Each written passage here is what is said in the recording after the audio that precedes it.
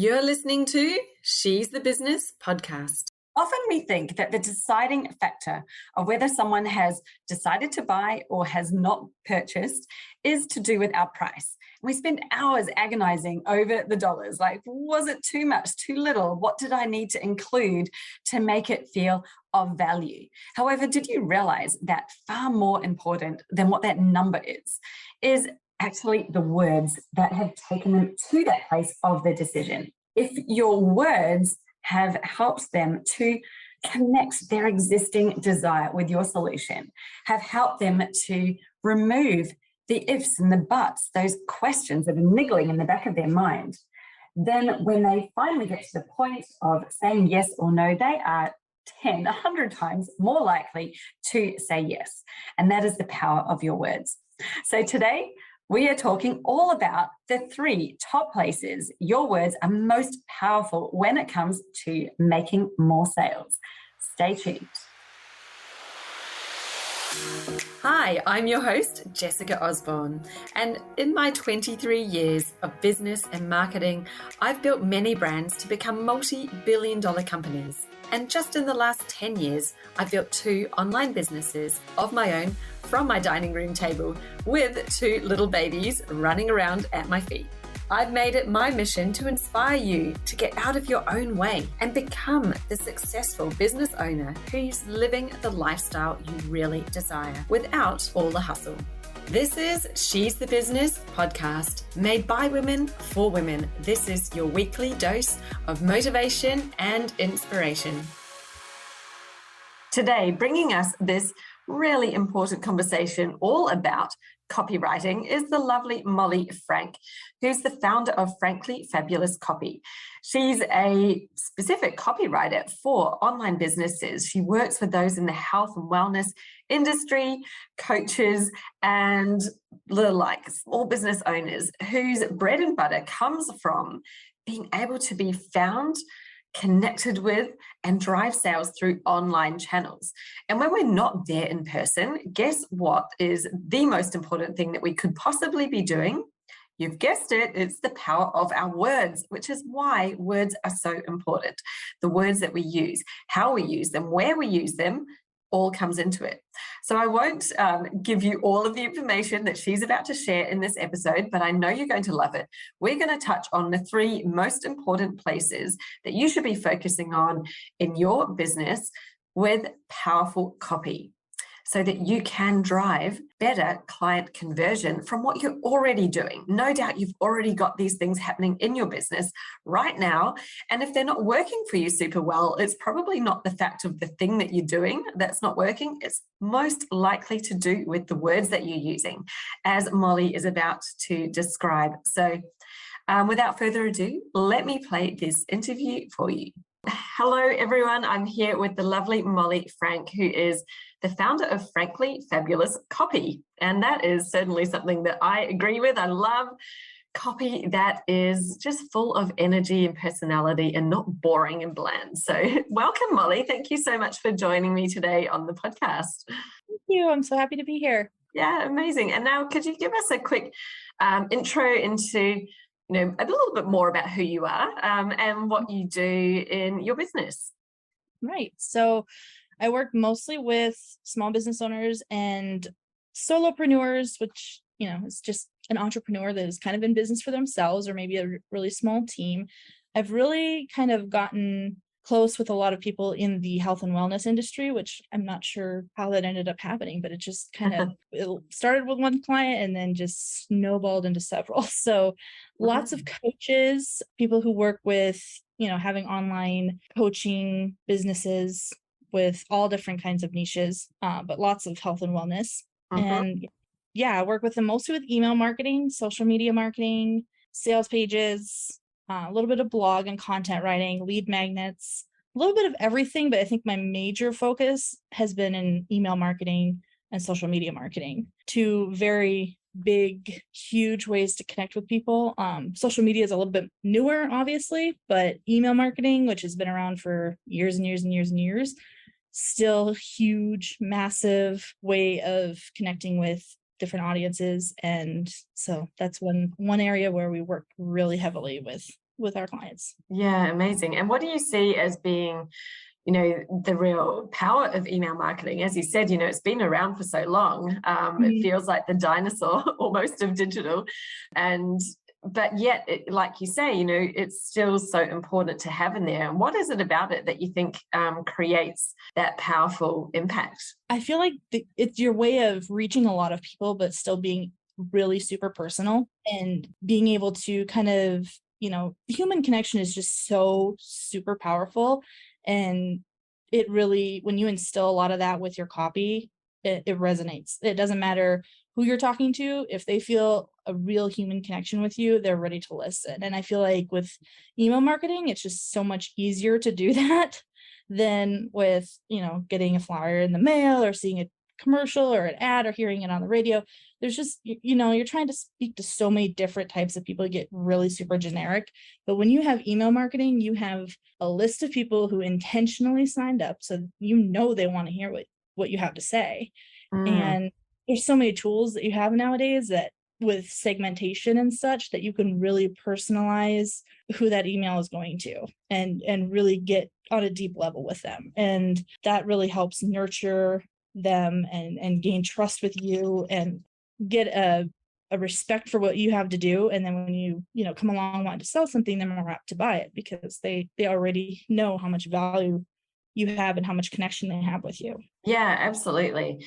Now, I think, we were talking before we started this recording about just how much difference it makes when you've got emails that can convert sales. And I guess this is the power of when you're working with a real copywriter on emails, as opposed to just sending out emails.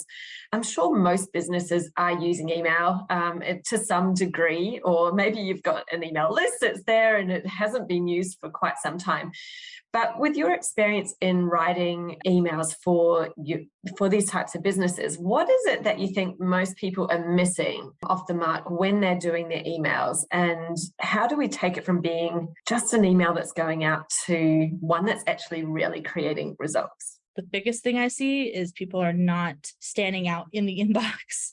They're writing some very bland, generic, hey, how you doing? Subject lines and just not getting opened. But I think there is a saying like you have a 4-second window to capture somebody's attention online, 4 seconds to stop the scroll or something like that. And I really think it's honestly less than that, because people are usually on their email multiple times a day and they're very quick at scrolling and swiping and scrolling and swiping. And so you really have like 1 or 2 seconds to stop them and go, I got to read the rest of this. This is really interesting. This resonated with me right away.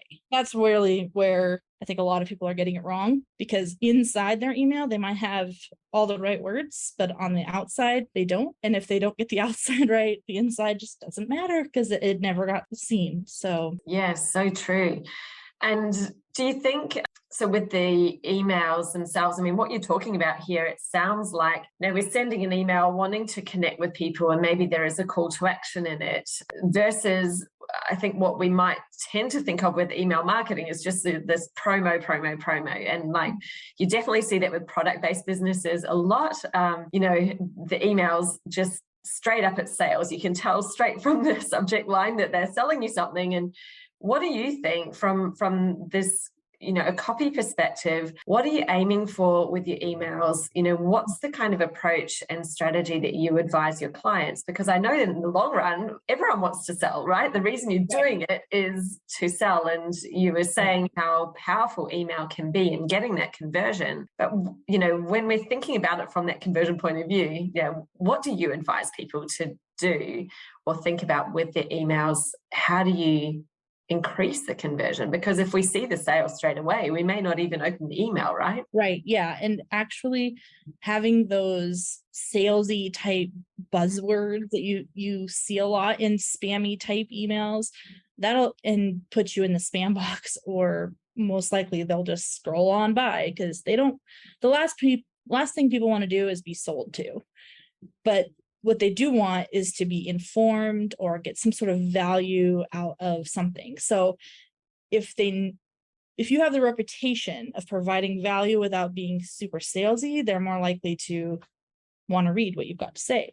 So to answer your question, 3 parts. 1, use the segmentation so that you're able to nurture your audience in the segments that mean the most. And you can personalize and work with different subject lines and see which one performs the best. And going back to the human connection thing, that's super, super important. Not having trigger words, like we just mentioned, that end up in the spam box or the delete box, the trash. Yeah. And then, but yeah, those trigger words, like you mentioned, and then segmentations, because we really want to get on a personal level with whoever you're talking to. And what works for one group may not work for another. They might not be in that position where they're ready to actually hit the buy button, but you still want to be able to provide them value. And storytelling is another really great way to make that human connection with people. Yeah, absolutely. And so what do you think, coming in as a copywriter and helping your clients, are they sending emails already, or are they just sort of stopped before they've started because they don't know what to say in the email? What is it that you come in and do? Because I know that you get them great results with those emails. So where do you see that real value of having a copywriter specifically that might help you with your emails to get a better result? Generally, when a client comes to me, they've either not started yet and they want to, or they've kind of got a list going and it's just not performing well. And the biggest mistakes I see are using those spam trigger words, those salesy triggers, not connecting with their audience, and constantly making it about sales instead of really connecting and nurturing the buyer's journey through multiple emails, digital newsletters. And a lot of people are like, well, I mean, email, it's like you said in the beginning, it's a dinosaur.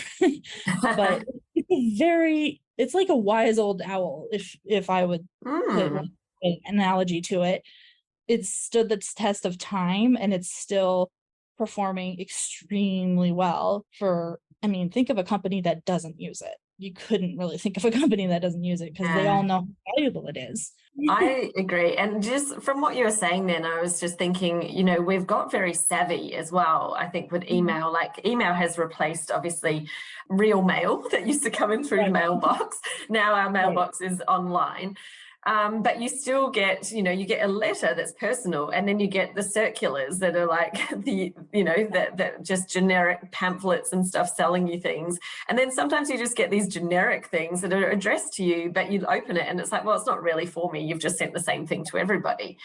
And we can see exactly the same thing happening in our inbox, right? You get an email that's to you that is in some way personalized and is relevant content to you. You're far more likely to engage with it than something that feels really generic. And then even worse, the circulars, the promo catalogs, which we get in our email inbox. I'm like, well, I don't open those. They're my junk mail. It's the same as what we get, unless it's obviously something I want to buy right now and it happens to pop in my inbox at the right time. I might look at it. But it's like you said before, like it's a personal connection. And I think that is a really good point to just examine for a minute, like what is that personal connection that you're making in someone's inbox, because they've invited you into their private inbox. It's their space, right? And so what do you do to take that from being a generic, because when you are doing mass emails, I think it can sometimes feel like when you're writing it, people are thinking, I'm sending this to my list. So it's like this big list, but you want to take that away and actually try to make it personal. So, what do you do that helps it to feel much more personal? Storytelling, taking an experience from the entrepreneur, the business owner, and telling the audience a story that's also going to resonate with them. I mean, they've signed up for the list, so obviously there's some interest in what you have to say. But if you can tell a story, that's where a lot of human connection. If you think about, sitting with somebody you just met that you're like, oh, okay, we're introduced to each other. Now let's sit down and have a chat. And that's really how it needs to go in the email box too, sitting down and having this really amazing chat with somebody. It's a little bit one-sided in the email box, but they get to know you. They get to think about what you said and how it resonates with their position, and they're like, oh man, they went through something that I'm going through, or they've had the same problem I've had, and this is how they fixed it, and maybe this is how I'm going to be able to fix my problem too. And you can kind of apply that to just about any industry, niche, service. It just takes a different way of telling the story, but you can essentially apply that to everything. Yes, yeah, that's so true. And then when we're doing that, like, we're obviously thinking, well, we don't want to be spammy, we don't want to be promoting because people don't like it. But yet at the same time, we're saying email is a really powerful way to get more sales. So what is the difference, and how do we use email in the right way that does help actually create the sales? In marketing, I think the term would be keeping the list warm. Essentially, sending out that valuable email. Some people do it once a week, some people do it once a month. It just kind of depends on the industry or the niche and the size of the company. But basically giving them some sort of valuable thing and in a regular interval that's not super overwhelming, but is giving them some value. And then, that kind of builds up their trust, builds up their expectations. And once they've got enough value from you, and then you come around and go, now look what I've got. I've got this really amazing thing. They're going to be like, okay, yeah, I've gotten so much from you already. I'm willing to invest a little bit of my money to bet that this is going to help me even more. And that's when it really pays off. Yes, it's so true. And yes, you think, like, I guess you can go on so many levels, can't you? And thinking about the journey that people are on and when they might be ready. But this is why segmentation is actually really important in your list, so that you know who's new, and they might have a little mini experience when they first join, and then they're in the main nurture, and then maybe it's knowing who's putting up their hand or who's taking interest in something, that then you can segment that for any sales offers and emails. It is a fine line, and I know I'm really conscious of it when I'm doing my emails. I email once a week. I try, I have it always leading, my first foot forward is value. Like, what value can I provide? And, obviously there's always an opportunity to provide a call to action. And I do often have something in there, like, if you are ready to take the next step, here's how you can do it. I'm just trying to make things easy for you, but there's no hard sell. And I know that the challenge is when you actually do have something you're selling, like when you're if there is a promo, what is the right amount? Like, how much is too much? And I've definitely toyed with that before.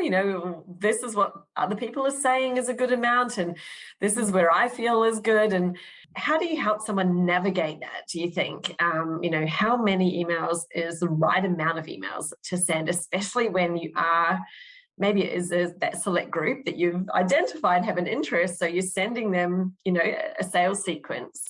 Where do you find that balance? Is there a right number, or does it just depend on the business and the audience? It really does depend on the business and the audience, but I would not totally discount the rule of 3 because people are super, super busy. And even though they may have, had so much interest in that first one, the first email, they might have forgotten about it and they might have gotten distracted. So sending a couple reminders while also providing more value is not going to get them so upset that they're going to jump off of your list. So I would definitely not say 1 and done or 2 and done. I would always try to go at least 3, but would you need to go more than that? Probably not. Not very often. It really does depend on the company, the offer, how complex the offer is. There's multiple offers going on. If it's a really huge list, there's just a lot of things that go into play. But at least 2 reminders after the initial, we're selling this amazing thing now, or whatever that first initial launch email is, at least 2 after that, just to give them a good chance, a good opportunity to remember to get in there. And then you can also play a little bit with the scarcity in those first couple of emails to try to nudge them along if they're feeling a little resistant. Make it something they can't refuse, and kind of nudge them along with that scarcity and like, I've got to do this right now. or it's never going to happen just like this again, or I'm going to have to wait another 3 months or whatever. There's so many different ways to do it, but kind of give them that final push. And you don't want to just do all that in one thing or get really long-winded. 3 is a magical number to start with. If it's a super complex offer or just a really huge list, I would consider bumping that up by, a couple emails, but yeah, 3 at least. Yeah, amazing.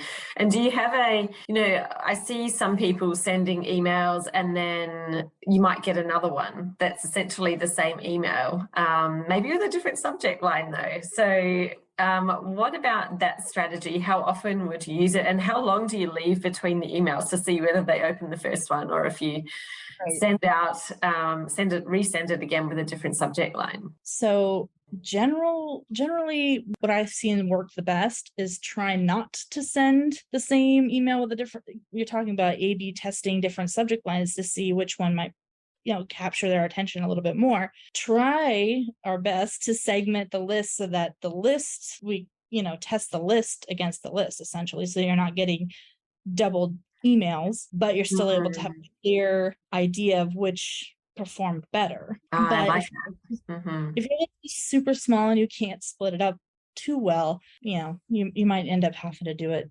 how you said, where you're sending it essentially to the same person. I would go at least a couple days. That way it's more a reminder email rather than, hey, didn't I just get this a couple days ago? You let them either stew on it or forget about it, and now you're kind of using that as their reminder, your email to or whatever. So at least a couple days if you can't segment the list. But segmenting the list would preferably be the way to do it. That way they're not seeing double and you can really figure out, which headline worked the best. Yeah, I agree. I think, especially if you've got a list that's big enough to have a small segment in the beginning that you maybe do the subject line testing, and then you choose the winner and then you send it out to everybody else with the winning one. Right. Yes, definitely have done that myself. And so, yeah, I think that the challenge some people find is, well, I've sent out this email, but then I've only got a certain amount of opens. Did I send it at the wrong time, or was the subject line no good? And I think that's when they tend to think, well, you've got that handy option there, resend with a different subject line to the people who haven't opened. And it's like you said, I think it's like you've got to give the first email a little bit of a chance to breathe. They may have seen it, they might not be going through their inbox, then give it a chance. But when you know that that's dived off and you'll be able to see in the data that it's gone right down, the number of opens have gone down to almost none, then it could be a time to think, well, if it was a really important email that you think the email itself was good, maybe it just didn't get through with the subject line, didn't get them to open it. I think the resend then, like you say, with all the caveats of give it some time, don't just send the same email twice at the same time, because you're just literally just loading people's inbox up. But you could do a resend with a new subject line a few days later, potentially. Right. Yeah, that is awesome. Now, we've talked about email, and obviously email, it is all about communication. So for someone who loves copy and loves communicating, it's definitely a key piece that you would work so much on. What are the other ways that you think, for the businesses that you work with, where you've been able to add a lot of value in their marketing, by coming in and you can really see the difference that having some, finely tuned copy makes such a big difference to them? What would you say one of the other ones would be? Social media ads, everybody knows how amazingly huge social media is, and it's constantly, I feel like every couple of years we've got the new latest and greatest platform and different algorithms or whatever. There's changes, but it's huge. Millions and millions and millions of people use it. It's such an amazing, essentially easy way of marketing, because it really is pretty easy, but you have to have the words right. Otherwise people are just like, yeah, what is this? Why is this showing up on my newsfeed? What does this have to do with me? So, and that's really where, the clients will come to me and go, well, I've done some ads, nothing happened. I don't want to do it again because it was kind of a waste of money. And I'm like, well, let's see the ads. Let's really dive into this because it works. It's been proven to work. And there are millions and millions of people on social media. And if you can get the words right and capture their attention, similar to the email box, they're going to take an action, even if it's just liking your page or coming onto your page from the ad to see more of what you had to say. They're going to do something if, they find that it captured their attention, it resonated with them with some sort of connection. Similar to email, where it takes a lot of human connection and a lot of, stop the scroll type, grab your attention. And it's really, really, really helpful for people who are just getting off the ground and people who are already off the ground that just want to grow. So it's another strong area where we work a lot in. And just like with emails, their emails aren't performing well. It's the first place we look is the subject line. The first place we look for the social media ads as our headline and what comes directly after it. We have to be able to stop somebody from scrolling through Facebook or Instagram or whatever. So we have just a second or two to grab their attention and make some sort of connection with them. And they instantly have to feel like, hey, I need to know more about this. This is me, or how can this help me? This is grabbing my attention somehow. And that's usually where they're struggling. And once we iron out those details, their next campaign is usually on fire. And they're like, oh my gosh, why didn't we do this sooner? Yeah, wow, that's incredible, isn't it? And do you find that it is a lot about the copy versus, I guess, the graphic, the image? You've got those two main elements that you're seeing in the ad. As you're scrolling, you've got the visual and then you've got the caption. And you would obviously be working with them mostly on what the caption's saying and on the call to action there. So, and you find that just by changing the wording, it has a huge impact, even if the graphics stayed the same? It has a change. It definitely has a change, but the graphics do have to come into play. And a lot of times I end up working with their graphic designer or at least consulting with them because social media is a very visual platform, especially certain ones like Instagram. I mean, it's really based on visual. So the visuals have to be right, but so do the words. And a lot of times the words go right on the visuals. So it's a lot of collaboration with designers or just with the business owner themselves on what do they envision in their minds? What would they want to see when they put themselves in their buyer's shoes? Like, what resonates with them? Is it something that's super poppy and colorful, or is it, Yeah, So, and I think it's all about getting that right emotional connection, isn't it, in the scroll, and all those elements work together to create something that's, eye-catching, but it doesn't have to be shocking. Like, it just needs to be something that will get them to stop and feel like, this is for me, this is relevant for me, I need to know more. we work a lot with the designers just to create some sort of visual to help build on the connection we're going to make with the words. Now, I've got a question for you. What is your take on, with an ad, long form captions versus short form? My knee-jerk reaction is the shorter, the better. Make a high impact faster, but it just really depends on what the context is and what the call to action is. Generally, I see better performance out of shorter ads. Like I said, making a high impact very quickly and then telling them what the next step is. Making it a very simple step, of course, but there is generally, one more step that they have to do to get what it is we're providing with them with value. So the shorter ads tend to perform better, but again, it depends on the context. Yeah, of course. I think that's it's good to know, though, because someone like me, I tend to have way more words than what I probably need to. And it's like, well, we just need to think about it as one step, right? So the ad is there. What's the purpose of the ad? Well, if it's to send people across to the website for them to take a step there, then the ad only needs to get them to take a click. It doesn't need to do the whole sell or the whole spiel. It just needs to be enough to get them to take that next action. Yeah. And there's actually a lot of really interesting data out there. I took this course to become certified ads manager for Meta, which owns Facebook and Instagram.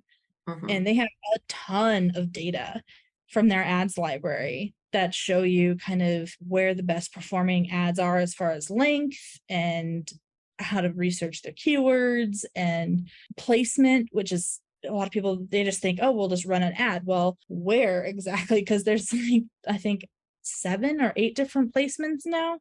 You can be up in the stories, you could be on Instagram, Facebook, in the feed, on the Facebook marketplace. There's just all these different places you can place your ad, and you really have to take into consideration, well, where's your audience at most of the time, and how will this particular visual and headline work if it's placed in a, say, an Instagram story versus a Facebook feed. Yes. And yeah, so there's just a lot of technical stuff, but they do have a lot of data that supports the shorter, the better. Yeah, so for example, because I was just thinking that through, of like some of the formats you get more of an experience, right? So you probably get a bit more caption, you get a bit more space, whereas something like Marketplace, it tends to be quite small. Would you be saying, for Marketplace, it might perform better if they're warm in some way, like they've already seen it somewhere else, and you're just literally trying to follow them around the internet to be like, hey, remember this? Come and convert. As opposed to something totally cold, because I often think that I'm like, gosh, I've got this ad.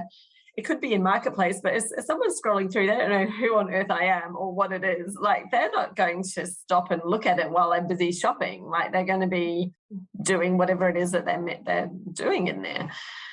Right. And that's where you kind of have to rely on Facebook or whoever you're going through. I mean, I'm just using Facebook and Instagram because they're the biggest platforms to advertise on, but they have a lot of tools that you can use, and even codes that you can embed in your website, so that people who came to your website and from Facebook or even outside of Facebook, then they kind of watch them and see where they're spending their time at. Not to sound super like it's Big Brother or anything, but they really do kind of watch where you're spending your time, and then they can help you decide where to place your ads through, I can't remember what they call it, like lookalike audiences, which are people that are similar to the people you're trying to reach. And they'll help you kind of decide where to place. But then you have to decide, well, obviously this longer headline might not work so well, so how can we shorten it up but still make it really powerful? Or maybe we need to add to it and make this a little bit more like a story, but not so much a blog post. So kind of finding a happy medium and working with different placements and working with the data. Of course, once you run an ad or two, then you have your own data set that you can compare with their massive data set from all kinds of people and make your next ad even more receptive. Yes, absolutely. Yeah, and I completely agree. I think ads are something that it can seem simple, but if you just go in there and create your own one, you might think, oh, ads don't work for me, or it's a complete waste of money. Like you're saying, well, the right words and a good combination of wording and image together can have a huge impact. It can literally change the game, can't it? So, that would be something to have a think about, well, when you've thought that the ads have failed, have they really? Was it really the ad, or was it actually what you're putting into it? Maybe it could be something to look at. Yeah, it's hardly ever the fact that, the ads that don't perform well, it's hardly ever because you chose to run the ad in the first place. It's minor details in the words or the way that the words work with the image, that a little bit of changing this and that and kind of realigning it, then essentially running it again with that realignment is usually massively different than the first time. So yeah. And do you see images that have words on them? Do they tend to perform better? Oh yeah.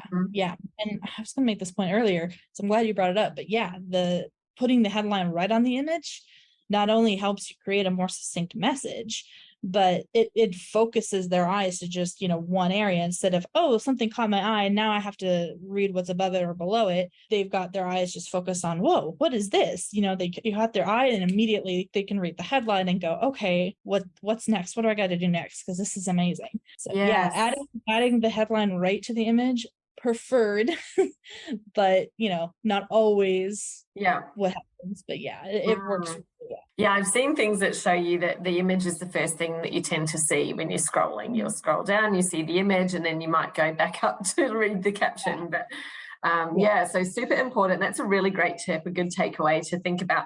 How can you get a really good headline or something that is short, powerful, and is going to resonate with them on the image itself? Yes, really good tip there. Thank you. So I think we've talked about email and ads. When you're working with online businesses, particularly coaches, I know because I am one, often we're bringing people over to the website. We've got something that we want to offer to them, whether it's a program or a coaching offer.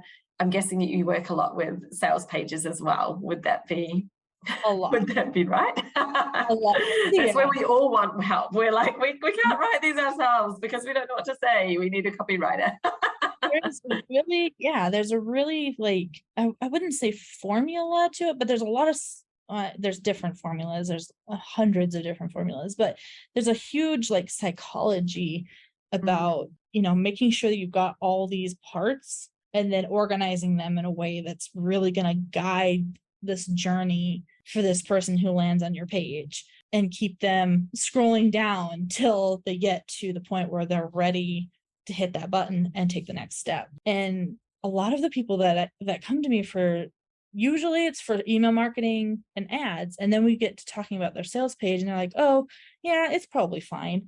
It's been up for X amount of time, year, 2 years, 3 years. I'm like, are you sure it's working as well as it could be working? Because it's not something you just one and done. It's something that you kind of have to circle back around and go, okay, this headline could probably be better, or maybe our offer slightly different, or we've got some more social proof that we can put on here, or let's rearrange this because one of our call to action buttons is not ever seeming to get pushed. So people are bouncing off the page before they get to it. Let's rearrange what's going on. Let's change some headlines. Let's make it perform better. So yeah, and that's one thing. Clients come to me and they're like, oh, it's fine. Yeah, it could be better. It could be a little bit.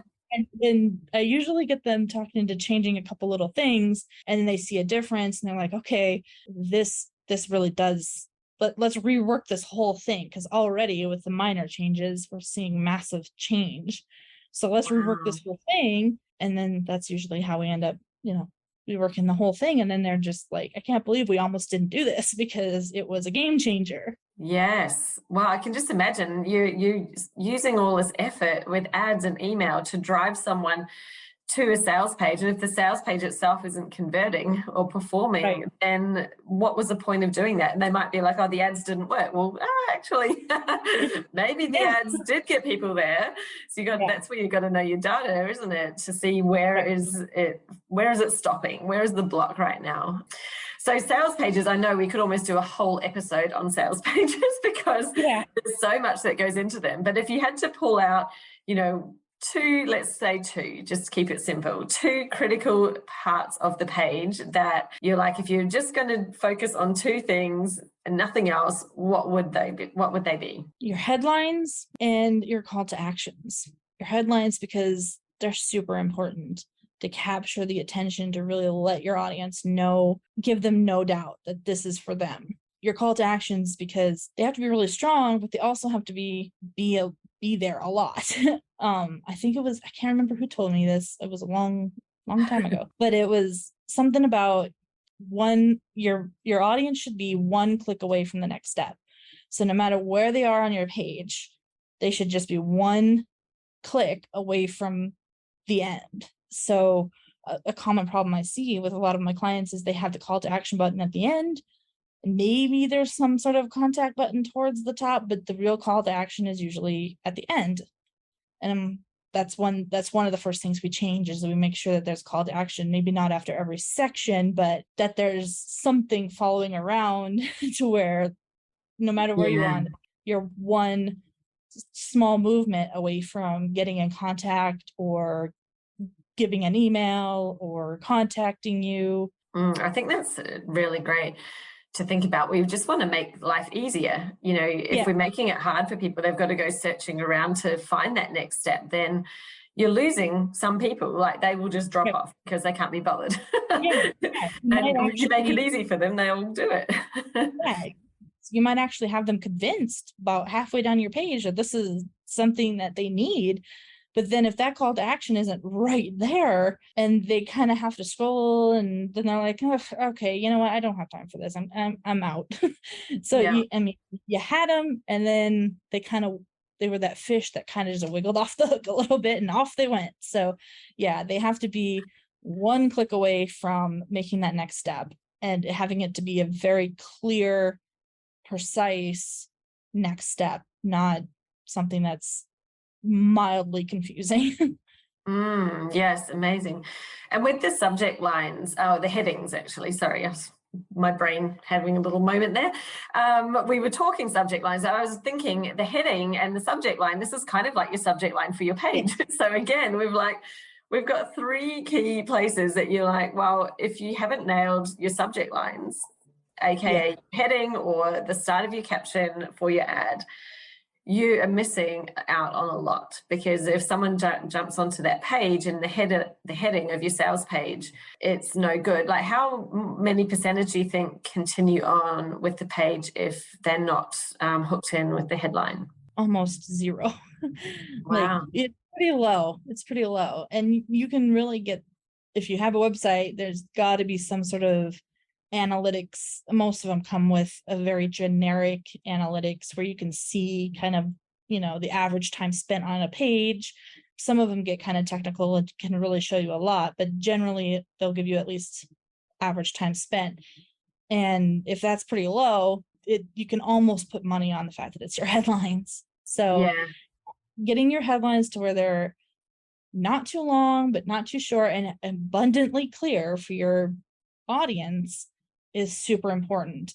And once you find it, as I said earlier, it's not just one and done. Like, oh, we found the perfect headline that we'll use forever and ever. It can never be that, because generally, eventually, at some point, it's going to quit working. Yes. And you always have room for improvement. And that's where we come in to kind of test different headlines. We might have 2 or 3 that we think are really good. So to kind of narrow it down, we might throw one up for a while, throw the other one up on a different page or at a different point, and just kind of test and see, which one might be performing better. And even when we find the one that's performing better, there's always room for improvement as you grow as a business, as you come up with more offers, as you kind of get deeper into your industry. Those headlines grow and they change along with you. Yeah, I'm so glad you said that, because I change my headlines a lot. And it's almost to the point where I'm probably criticizing myself for, like, God, can you just stop fiddling around with it? Stop changing it, stop second guessing yourself and doubting, because I'm playing with so many words that are really similar. And I think, all the time I'm like, can this be more clear? Can I make that more specific, more relevant? And yeah, like, I do try different words and maybe even different combinations of things to be like, what is the thing that's actually really going to drive it home? But I'm feeling a lot better about doing that now, because it does evolve, and it's good to kind of keep it a little bit fresh as well, isn't it? I think you find something that works, use it, but then not think that that's now etched in stone, because your audience will evolve and things evolve, right? You need to bring your messaging along with it. Yeah, and language changes too. And as you come into a certain brand voice, and your brand voice might not be the same as it was when you first opened your doors. So you have to take that into consideration. And yeah, where is your audience in their journey? Are they even the same audience that you started out with? It all has to kind of, as you grow, your headlines grow. And it's like you said, when you're writing, you change your headlines a lot. I do for myself as well. And I think that's what most business owners, they kind of get caught in this vicious cycle. And where another reason a copywriter can really help, because there you're letting someone else take this thing that you could literally chew on for ages. It is so hard to write for yourself when Yes. you do it for a living. And when it comes to writing for yourself, it's like you hold yourself to this unreachable standard, and nothing is ever good enough. Yeah, that's where I think working with somebody and having them be like, no, this sounds amazing, we're going to run this for X amount of time and see how it plays. You just gotta, be like, okay, we're gonna just go with that. Otherwise, you could be spinning your wheels for weeks. So true. You do. Like, I completely, I question myself. Is that really clear? Well, it's clear to me, obviously, but it's always like, well, is that clear to somebody else? And you're right. I think having someone else come in with an external view, help you, make some sense out of, maybe you've got some different versions. You might even be using different versions in different places, and that can lead to confusion too. So you want to bring it together and have a really nice, consistent message. But that's where, I think it can feel so messy and so difficult when you're doing it yourself, because you've got these different ones and then you're not sure which is going to be the most powerful. Having another person come in and really hone it in, say, well, that's good, but it's not specific enough. Let's try a different word. Like, the difference of just changing one word sometimes can lift your whole headline, can't it? It can really make an impact. You've helped me before when I've been spinning my wheels on my own headlines, and it's like, why do I do this every day, all day? But when I do this for myself, I literally could sit and stare at this for hours, and it's never good enough. And you kind of have to just slap me on the head and go, it's fine. Or it's just one word away. Just quit thinking about it so hard. Yeah, it's funny, isn't it? Like, the difference when somebody says, yeah, that's great. And you're like, oh, thank goodness. Okay, I can just, I can now live with it. Validation is. Wow, that has been amazing, Molly. You've shared so many things for us to consider and think about, with emails, with ads, with sales pages, or, opt-in pages. Even your homepage, I think, is almost like a sales page these days, because it can be the only page people look at on your website. So super important. Now, if anyone's wanting to connect with you, find out some more from you, where should they best find you? I think I'm pretty much everywhere these days. You can start really by my website, franklyfabulouscopy.com. I've got couple of lead magnets on there, but one super amazing one that almost all of my clients really, really, really love is the sizzling subject lines. It's usually, when they're still trying to decide if they want to work with me or not. I give them that, and I'm like, here, try this out, see what happens. And it really boosts up their email, and then it gets them to the point where it's like, oh, I've got so many on my list now, come help me. So if you're not quite ready to work with somebody just yet, but you need some help, that's a great place to start. Instagram, Twitter, Facebook, all of it, Frankly Fabulous Copy. Fantastic. I will link those up in the show notes. And yes, your sizzling subject lines, it sounds like real value there, because you can use it and apply it to everything we've talked about today. I think, your emails, your ads, and even your sales pages. Technically a headline is a bit of a subject line. So I'm sure that there's some gold in there that you can use for all of those. So thank you. That sounds amazing. I'm sure everybody is going to really enjoy it. We can all get better at our subject lines. Absolutely. Thank you, Molly. This has been fantastic. Thank you so much for sharing with us, for your time. I appreciate you. Yeah, thank you for having me.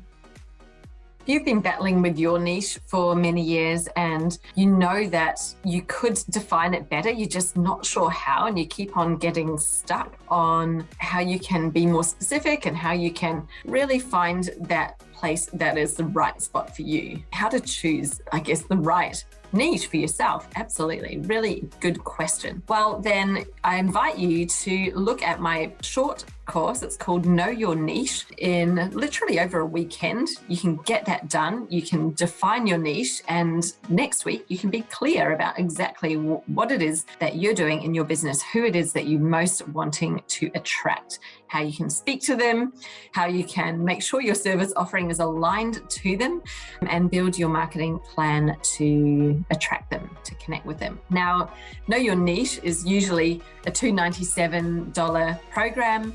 If you head to my website right now at jessicaosborne.com/niche and put in code 50, I will take 50% and you can pay 50%. So we can go halves in the Know Your Niche program as my gift for you for listening to my podcast. Thank you for listening in. And you can get started with your niche definition, really break through some of those barriers and get clear on what it is that you want to be doing, what you want to be known for, who you're wanting to work with, so that you can be more clear, have faster growth and stand out above the rest as a credible authority in your space. So head to jessicaosborne.com/niche to get clear on how you know your niche right now.